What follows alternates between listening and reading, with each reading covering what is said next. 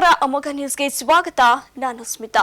ಹಲವು ವರ್ಷಗಳಿಂದ ಪ್ರೀತಿಸಿ ನಿನ್ನೆ ಸಬ್ ರಿಜಿಸ್ಟರ್ ಕಚೇರಿಯಲ್ಲಿ ಮದುವೆಯಾದ ಜೋಡಿಗಳು. ಆದರೆ ರಾತ್ರಿಯೇ ನವವಿವಾಹಿತ ಯುವಕ ಹರೀಶ್ ಬಾಬು ದುರಂತ ಸಾವು ಕಂಡಿದ್ದಾನೆ. ಕಳೆದ 10 ವರ್ಷಗಳಿಂದ ಕೋಲಾರ ಜಿಲ್ಲಾ ಆಸ್ಪತ್ರೆಯಲ್ಲಿ ಡೇಟಾ ಎಂಟ್ರಿ ಆಪರೇಟರ್ ಆಗಿ ಕೆಲಸ ಮಾಡುತ್ತಿದ್ದ ಹರೀಶ್ ಬಾಬು ಒಳ್ಳೆಯ ಕೆಲಸಗಾರ, ಜೊತೆಗೆ ಎಲ್ಲರೊಂದಿಗೆ ಒಳ್ಳೆಯ ಬಾಂಧವ್ಯ ಹೊಂದಿದ್ದ. ಹೀಗೆ ಕೆಲವು ವರ್ಷಗಳಿಂದ ಅದೇ ಜಿಲ್ಲಾ ಆಸ್ಪತ್ರೆಯಲ್ಲಿ ಕೆಲಸ ಮಾಡುತ್ತಿದ್ದ ಸಹೋದ್ಯೋಗಿ ಯುವತಿ ಹಾಗೂ ಹರೀಶ್ ಬಾಬು ನಡುವೆ ಪ್ರೇಮಾಂಕುರವಾಗಿ ಪರಸ್ಪರ ಒಬ್ಬರನ್ನೊಬ್ಬರು ಪ್ರೀತಿಸ್ತಾ ಇದ್ರು. ಹೀಗಿರುವಾಗಲೇ ಕೆಲವು ದಿನಗಳಿಂದ ಇಬ್ಬರ ಪ್ರೀತಿಯಲ್ಲಿ ಸ್ವಲ್ಪ ಬಿರುಕು ಮೂಡಿತು ಎನ್ನಲಾಗಿದೆ. ಇನ್ನು ಈ ಕಾರಣದಲ್ಲೇ ಯುವತಿ ಹರೀಶ್ ಬಾಬು ಎಲ್ಲಿ ನನ್ನನ್ನ ಬಿಟ್ಟು ಬಿಡುತ್ತಾನೋ ಅನ್ನೋ ಕಾರಣಕ್ಕೆ ಮದುವೆಯಾಗುವಂತೆ ಒತ್ತಾಯ ಮಾಡಿದ್ದಾಳೆ. ಇದಕ್ಕೆ ಹರೀಶ್ ಬಾಬು ಸದ್ಯಕ್ಕೆ ಮದುವೆ ಬೇಡ, ಆಷಾಢ ಮಾಸ ಮುಗಿಯಲಿ, ಜೊತೆಗೆ ತಾನು ಊರಿನಲ್ಲಿ ಮನೆ ಕಟ್ಟಿಸುತ್ತಿದ್ದು ಮನೆ ಕಟ್ಟಿದ ಮೇಲೆ ಮದುವೆ ಮಾಡಿಕೊಳ್ಳುವುದಾಗಿ ಹೇಳಿದ್ರು. ಆದರೆ ಇದಕ್ಕೆ ಒಪ್ಪದ ಯುವತಿ ಹರೀಶ್ ಬಾಬು ಅವರ ಮನೆಗೆ ಹೋಗಿ ಮದುವೆಯಾಗಿ ಆತನ ತಂದೆ ತಾಯಿಯನ್ನ ಮನವೊಲಿಸಿದ್ದಾಳೆ. ಈ ನಡುವೆ ಹರೀಶ್ ಬಾಬು ಕುಟುಂಬಸ್ಥರು ಬಲವಂತವಾಗಿಯೇ ಮದುವೆಗೆ ಒಪ್ಪಿಸಿಕೊಟ್ಟಿದ್ರು. ಆದರೆ ಈಗಿಂದೀಗಲೇ ಮದುವೆ ಬೇಡ, ಆಷಾಢ ಮಾಸ ಮುಗಿಯಲಿ ಎಂದರೂ ಕೇಳದೆ ನಿನ್ನೆ ಯುವತಿ ಸಂಬಂಧಿಕರು ಸೇರಿ ಕೋಲಾರ ಸಬ್ ರಿಜಿಸ್ಟರ್ ಕಚೇರಿಯಲ್ಲಿ ಹರೀಶ್ ಬಾಬು ಜೊತೆ ರಿಜಿಸ್ಟರ್ ಮದುವೆಯಾಗಿದ್ರು. ಒಳಗಡೆ ಆದಾಗ ಏನಾಗಿತ್ತು ಅಂದರೆ ನೇಣು ಹಾಕೊಂಡು ಪ್ರಾಣ ತೆಗೆದುಕೊಂಡಿದ್ದಾರೆ ಅನ್ನೋದು ಗೊತ್ತಾಗಿದೆ. ಇಬ್ಬರು ಮಕ್ಕಳು.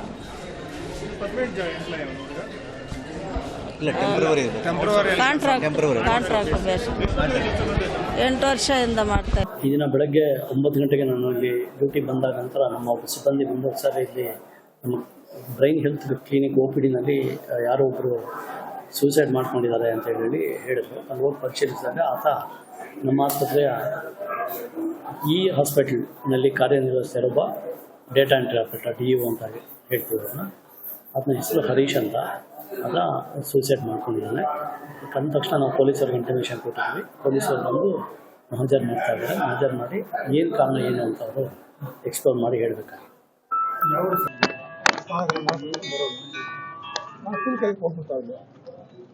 ಸರಿ, ಸ್ನಾನ ಮಾಡ್ಕೊಂಡು ಬರ್ತಾಯಿದ್ದೀನಿ, ಹೋಗ್ತಾ ಇದ್ದೀನಿ. ರಾತ್ರಿ ಬಂದ, ಕಾಸು 100 ರೂಪಾಯಿ ಕೊಡಪ್ಪ, 50 ರೂಪಾಯಿ ಆಯ್ತಾನಪ್ಪ ಅನ್ನ, ಐತಲ್ಲ ಕಾಸಂಗ ಅಂತಾನೆ. ಅಪ್ಪ ಬೇರೆಯವ್ರ ಕಾಸಂಗ ನಂದಲ್ಲ ಅಂತ. ಸರ್ 50 ರೂಪಾಯಿ ಕೊಟ್ಬಿಟ್ಟು ಡ್ಯೂಟಿಗೆ ಬಂದ. ಬೆಳಿಗ್ಗೆ ಅನ್ನೋದು ಏನೋ ಹೇಳಿದ್ರೆ ಸರ್ ನಿನ್ನೆ ಬಂದಿಲ್ಲ ಅವನು. ಅವರಮ್ಮನೂ ನಿನ್ನೆಲ್ಲ ಮೊನ್ನೆ ಜೊತೆ ಕರ್ಕೊಂಡು ಬರ್ತಾ ಇದ್ನು. ಮತ್ತೆ ರಾತ್ರಿ ಅವರಮ್ಮ ಕರ್ಕೊಂಡು ಬಂದು ಮಾತಾಡಿಬಿಟ್ಟು ಈಗ ಬೆಳಿಗ್ಗೆ ನೋಡಿದ್ರೆ ಏನಕ್ಕೆ ಹೋಗ್ಬಿಟ್ಟ ನಿಮ್ಮ ಮಗ ಅಂತ ಅದು ಗೊತ್ತಿಲ್ಲ ಸರ್. ಯಾವ ಮಾಹಿತಿ ನಂಗೆ ಗೊತ್ತಿಲ್ಲ. ಯಾವ್ದಾರ ಮದುವೆ ವಿಚಾರ ಏನಿಲ್ಲ. ಬೇರೆ ಇಲ್ಲ ಅದೆಲ್ಲ ಅಂತ ಗಂಡಿಲ್ಲ. ಲವ್ ಮಾಡಿದ್ದೀನಿ ಅಂತ ಹೇಳೋದು ಅದು ನಮ್ಗೆ ಗೊತ್ತಿಲ್ಲಲ್ಲ. ಎಷ್ಟು ವರ್ಷ? 24 ವರ್ಷ ಆಯ್ತು. 34 ಜನ ಆಗಿದೆ. 33-34 ವರ್ಷ. ಗೊತ್ತಿಲ್ಲ ಸರ್. ಇಲ್ಲ ನನಗೆ ಏನು ವಿಚಾರನೂ ಗೊತ್ತಿಲ್ಲ. ಇವು ಮಾತಾಡಲ್ಲ ನಮ್ಮ ಹೆಸರು. ಇನ್ನು ಅದೇ ರಾತ್ರಿ ಸುಮಾರು 11 ಗಂಟೆಯ ವೇಳೆಗೆ ಮದ್ಯದ ಬಾಟಲಿಯೊಂದಿಗೆ ಜಿಲ್ಲಾ ಆಸ್ಪತ್ರೆಯ ಕೊಠಡಿಗೆ ಬಂದವನು ಮದ್ಯ ಸೇವಿಸಿ ನಂತರ ಅಲ್ಲೇ ಕೊಠಡಿಯಲ್ಲಿ ಆತ್ಮಹತ್ಯೆಗೆ ಶರಣಾಗಿದ್ದಾನೆ. ಸದ್ಯ ಹರೀಶ್ ಬಾಬು ಕುಟುಂಬಸ್ಥರ ಆಕ್ರಂದನ ಮುಗಿಲು ಮುಟ್ಟಿದ್ದು ಮಗನ ಸಾವಿಗೆ ಬಲವಂತವಾದ ಮದುವೆ ಕಾರಣ ಅಂತ ಕುಟುಂಬಸ್ಥರು ಆರೋಪ ಮಾಡಿದ್ದಾರೆ. ದೇವನಹಳ್ಳಿ ತಾಲೂಕು ವಿಜಯಪುರ ಪಟ್ಟಣದ ಪ್ರವಾಸಿ ಮಂದಿರದಲ್ಲಿ ವಿಜಯಪುರ ಪಟ್ಟಣ ಅಭಿವೃದ್ಧಿ ಕಾರ್ಯಗಳ ಬಗ್ಗೆ ಪತ್ರಿಕಾಗೋಷ್ಠಿ ನಡೆಸಿದರು. ಕೆಪಿಸಿಸಿ ಕಾರ್ಯದರ್ಶಿ ಹಾಗೂ ಬಯಪ್ಪ ಸದಸ್ಯ ವಿ ಮಂಜುನಾಥ್ ಮಾತನಾಡಿ, ಬೆಂಗಳೂರು ಗ್ರಾಮಾಂತರ ಜಿಲ್ಲೆಯನ್ನ ಬೆಂಗಳೂರು ಉತ್ತರ ಜಿಲ್ಲೆಯನ್ನಾಗಿ ಮರುನಾಮಕರಣ ಸ್ವಾಗತಾರ್ಹ. ಇದರಿಂದ ಅನೇಕ ಐಟಿ-ಬಿಟಿ ಕಂಪನಿಗಳು ಮತ್ತು ವಸತಿ ಸಮುಚ್ಚಯಗಳು ಬಂದಾಗ ಉದ್ಯೋಗಾವಕಾಶ ಹೆಚ್ಚಾಗುತ್ತೆ. ವಿಜಯಪುರ ಪಟ್ಟಣಕ್ಕೆ 30 ಕೋಟಿ ಅನುದಾನದಲ್ಲಿ ವಿದ್ಯುತ್ ಕಂಬ ಹಾಗೂ ಕಂಬಿ ಮುಕ್ತವಾಗಿಸಿ ಭೂಮಿಯ ಒಳಭಾಗದಲ್ಲಿ ಅಳವಡಿಸಲಿದ್ದಾರೆ ಅಂತ ಹೇಳಿದ್ರು. ಉತ್ತರ ಜಿಲ್ಲೆ ಅಂತ ಘೋಷಣೆಯಾದ ನಂತರ ಈ ಜಿಲ್ಲೆಗೆ ಸಾಕಷ್ಟು ಐಟಿ-ಬಿಟಿ ಉದ್ಯಮಗಳು ಬರೋವಿದ್ದಾವೆ ಮತ್ತು ವಸತಿ ಯೋಜನೆಗಳು ಬರೋವಿದ್ದಾವೆ, ದುಪ್ಪಟ್ಟಾಗೋವಿದ್ದಾವೆ. ಹಾಗಾಗಿ ಯೋಜನೆಗಳೆಲ್ಲ ಕಾರ್ಯಗತ ಆದಾಗ ಸ್ಥಳೀಯವಾಗಿ ಉದ್ಯೋಗಾವಕಾಶಗಳು ಕೂಡ ಹೆಚ್ಚಾಗ್ತದೆ ಮತ್ತು ನಮ್ಮ ಜಿಲ್ಲೆಯ ಸರ್ವತೋಮುಖ ಅಭಿವೃದ್ಧಿಗೆ ಇದು ಕಾರಣ ಆಗ್ತದೆ. ವಿಶೇಷವಾಗಿ ಏನು ಮೊನ್ನೆ ಕಳೆದ ಬಜೆಟ್ನಲ್ಲಿ ಘೋಷಣೆ ಮಾಡಿದ್ರು, ಮೆಟ್ರೋ ದೇವನಹಳ್ಳಿ ಸಂಪರ್ಕ ಅಥವಾ ಕಾವೇರಿ 6ನೇ ಹಂತದಲ್ಲಿ ದೇವನಹಳ್ಳಿ ಮತ್ತು ವಿಜಯಪುರ ಪಟ್ಟಣ ಕುಡಿಯುವ ನೀರು ಯೋಜನೆ, ಇವುಗಳು ಇನ್ನೂ ಶೀಘ್ರವಾಗಿ ಜಾರಿಗೆ ಬರ್ತಕ್ಕಂಥ ಒಂದು ಸಂದರ್ಭ ಈಗ ಸೃಷ್ಟಿಯಾಗಿದೆ. ಅದಕ್ಕಾಗಿ ಕೂಡ ನಾನು ಮಾನ್ಯ ಮುಖ್ಯಮಂತ್ರಿಗಳು, ಉಪಮುಖ್ಯಮಂತ್ರಿಗಳು ಮತ್ತು ಎಲ್ಲ ಸಚಿವರಿಗೆ, ವಿಶೇಷವಾಗಿ ಅವಿರತವಾಗಿ ಶ್ರಮಿಸ್ತಾ ಇರತಕ್ಕಂಥ ಈ ಜಿಲ್ಲೆಯ ಅಭಿವೃದ್ಧಿಗೆ ನಮ್ಮ ಮಾನ್ಯ ಸಚಿವರಾದಂಥ KH ಮುನಿಯಪ್ಪನವರಿಗೆ ಎಲ್ಲರ ಪರವಾಗಿ ನಾನು ಮತ್ತೊಮ್ಮೆ ಧನ್ಯವಾದಗಳು ಹೇಳಲಿಕ್ಕೆ ಬಯಸ್ತೇನೆ. ನಮ್ಮ ವಿಜಯಪುರ ಪಟ್ಟಣಕ್ಕೆ ಸುಮಾರು 29,26,00,000 ರೂಗಳ ಒಂದು ಯೋಜನೆಯನ್ನ ಇಂಧನ ಸಚಿವಾಲಯ ಅನುದಾನ ನೀಡಿ ಈಗ ಟೆಂಡರ್ ಪ್ರಕಟಣೆ ಮಾಡಿದೆ. ಏನಪ್ಪ ಯೋಜನೆ ಅಂತಂದ್ರೆ, ಇಡೀ ವಿಜಯಪುರ ಪಟ್ಟಣ ಕಂಬ ಮತ್ತು ಕಂಬಿ ಮುಕ್ತವಾದಂಥ ಪಟ್ಟಣ ಆಗ್ತದೆ. ಎಲ್ಲ ಹೈ ಟೆನ್ಷನ್ ಮತ್ತು ಲೋ ಟೆನ್ಷನ್ ಕಂಬಿಗಳನ್ನು ತೆಗೆದು ಭೂಗತ ಕೇಬಲ್ ಮುಖಾಂತರ ವಿದ್ಯುತ್ ಸಂಪರ್ಕವನ್ನು ಕೊಡ್ತಕ್ಕಂಥ ಯೋಜನೆಗೆ ಟೆಂಡರ್ ಪ್ರಕ್ರಿಯೆ ಚಾಲನೆ ಕೊಟ್ಟಿದ್ದಾರೆ. ಬಹುಶಃ 8ನೇ ತಾರೀಕು ನಮ್ಮ ಬರೋ ತಿಂಗಳಲ್ಲಿ ಟೆಂಡರ್ ಓಪನ್ ಆಗುತ್ತೆ. ಇನ್ನು ಈ ಸಂದರ್ಭದಲ್ಲಿ ವಿಜಯಪುರ ಟೌನ್ ಅಧ್ಯಕ್ಷ ನಾಗರಾಜ್, ಪ್ರಧಾನ ಕಾರ್ಯದರ್ಶಿ ಮಂಜುನಾಥ್, ಬೆಂಗಳೂರು ಗ್ರಾಮಾಂತರ ಜಿಲ್ಲಾ ಅಲ್ಪಸಂಖ್ಯಾತರ ಘಟಕದ ಅಧ್ಯಕ್ಷ ಮುಬಾರಕ್, BBK ಕೃಷ್ಣಪ್ಪ ಮತ್ತಿತರರು ಇದ್ದರು. ಅಕ್ಷಯ್ ಬಿ, ಅಮೋಕ್ ಟಿವಿ, ದೇವನಹಳ್ಳಿ. ರೈಲ್ವೆಯಲ್ಲಿ ಕೇವಲ ಪೈಸೆಗಳಲ್ಲಿ ರೈಲ್ವೆ ದರ ಹೆಚ್ಚಿಸಿದರೆ ಅದನ್ನ ಸಿದ್ದರಾಮಯ್ಯ ಅವರು ಪ್ರಶ್ನೆ ಮಾಡುತ್ತಿದ್ದಾರಾ?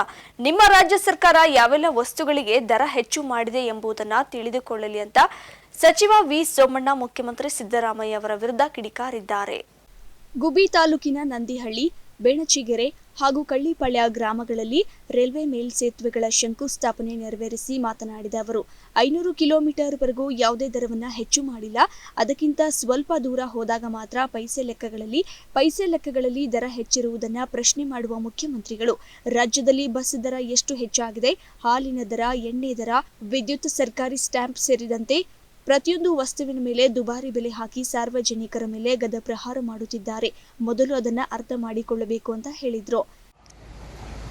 500 ಕಿಲೋಮೀಟರ್ವರೆಗೂ ಪಲಾಯನ ಮಾಡಬೇಡಿ ಅಂತ ಸ್ನೇಹಿತರು ನಿಮಗೂ ಹೇಳ್ತಾ ಇದೆ. ಅನ್ನೋದು 1%, 2%, 500 ಕಿಲೋಮೀಟರ್ ಆದ್ಮೇಲೆ 500 ಕಿಲೋಮೀಟರ್ವರೆಗೂ ಯಾವುದೇ ಬೆಲೆಯನ್ನು ನಾವು ಜಾಸ್ತಿ ಮಾಡಿಲ್ಲ.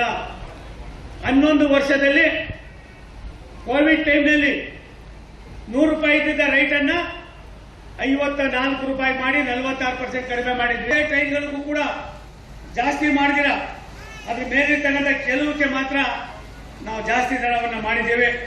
ಅದು ಕೇವಲ ನಾನ್ AC ಗೆ 1 ಪೈಸೆ, AC ಕ್ಲಾಸ್ಗಳಿಗೆ 2 ಪೈಸೆ ಮಾಡಿದ್ದೀವಿ.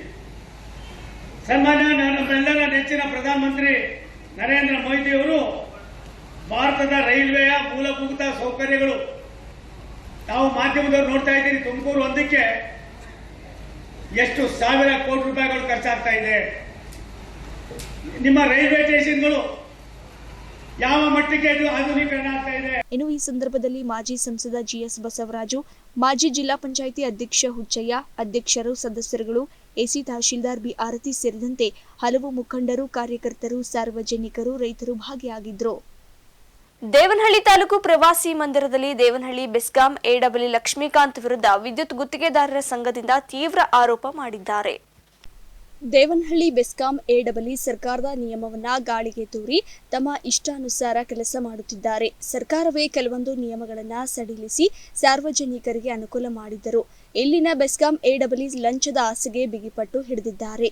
ಇನ್ನು ಕರ್ನಾಟಕ ರಾಜ್ಯ ಅನುಮತಿ ಪಡೆದ ವಿದ್ಯುತ್ ಗುತ್ತಿಗೆದಾರರ ಸಂಘದ SC/ST ವಿಭಾಗದ ರಾಜ್ಯಾಧ್ಯಕ್ಷ ಸುಧಾಕರ್ ಮಾತನಾಡಿ, ದೇವನಹಳ್ಳಿ ಬೆಸ್ಕಾಂ AW ಲಕ್ಷ್ಮೀಕಾಂತ್ ಅವರು ಸಾರ್ವಜನಿಕರ ಮತ್ತು ಅಧಿಕಾರಿಗಳಿಗೆ ಸರಿಯಾಗಿ ಸ್ಪಂದಿಸುತ್ತಿಲ್ಲ ಎಂಬ ಗಂಭೀರ ಆರೋಪವಿದೆ. ಯಾವುದೇ ಸಮಯದಲ್ಲಿ ಸಂಪರ್ಕ ಮಾಡಲು ಕರೆ ಮಾಡಿದರೆ ಸ್ಪಂದಿಸುವುದಿಲ್ಲ, ಬೇಜವಾಬ್ದಾರಿ ವರ್ತನೆ ನೀಡುತ್ತಾರೆ ಎಂದರು. ಈಗಾಗಲೇ 500 ಸ್ಕ್ವೇರ್ ಫೀಟ್ ಒಳಗಡೆ ಅಂತ ಕಟ್ಟಡಗಳಿಗೆ ವಿದ್ಯುತ್ ಸಂಪರ್ಕ ಕೊಡ್ರಿ ಅಂತ ಯಾವುದೇ OCCC ಇಲ್ದಿರ ಹೇಳಿದ್ದಾರೆ. ಆದರೆ ಆ ಸರ್ಕಾರದ ನಿಯಮವನ್ನು ದೇವನಹಳ್ಳಿ AW ಲಕ್ಷ್ಮೀಕಾಂತ್ ಅವರು ಪಾಲನೆ ಮಾಡ್ತಾ ಇಲ್ಲ. ಒಂದು ಎರಡನೇದು ಬಂದರೆ 4/4/2025 ಇಸ್ವಿಯಿಂದ ಹಿಂದೆ ರಿಜಿಸ್ಟ್ರೇಷನ್ ಆಗಿರುವಂಥ ವಿದ್ಯುತ್ ಸಂಪರ್ಕದ ಅರ್ಜಿಗಳಾದಂಥವು ಎಲ್ಲ ಕ್ಲಿಯರ್ ಮಾಡಬೇಕು. ಯಾಕಂದರೆ ಒಪ್ಪಂದ ಆಧಾರದ ಮೇಲೆ ಇವರು ಸಹ ಮೀಟರ್ ವರ್ಕ್ ಆರ್ಡರ್ ಆದಮೇಲೆ ನಾವು ವಿದ್ಯುತ್ ಸಂಪರ್ಕ ನೀಡ್ತೀವಿ ಅಂತ ಅಗ್ರಿಮೆಂಟ್ ಮಾಡಿದ್ದಾರೆ. ಆದರೆ ಆ ನಿಯಮಗಳನ್ನ ಯಾವುದೇ ರೀತಿ ಇವರು ಪಾಲನೆ ಮಾಡ್ತಾ ಇಲ್ಲ.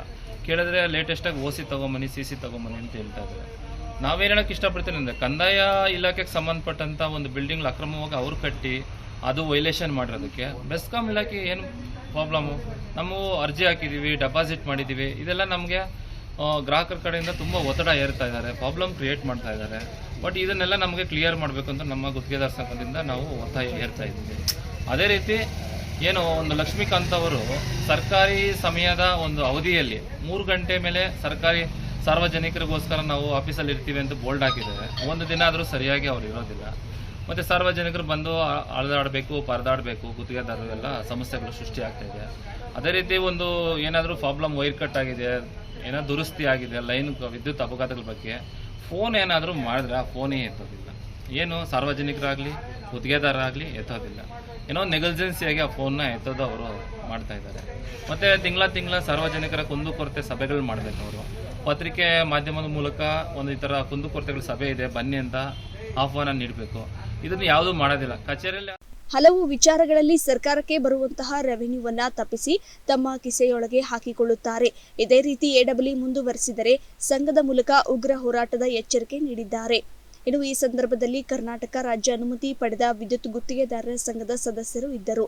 Akshay V, Amogh TV, Devanahalli. ಇದಿಷ್ಟು ಸುದ್ದಿಗಳು. ನೋಡ್ತಾ ಇರಿ ಅಮೋಘ್ ಟಿವಿ, ಎಂದೆಂದಿಗೂ ನಿಮ್ಮೊಂದಿಗೆ.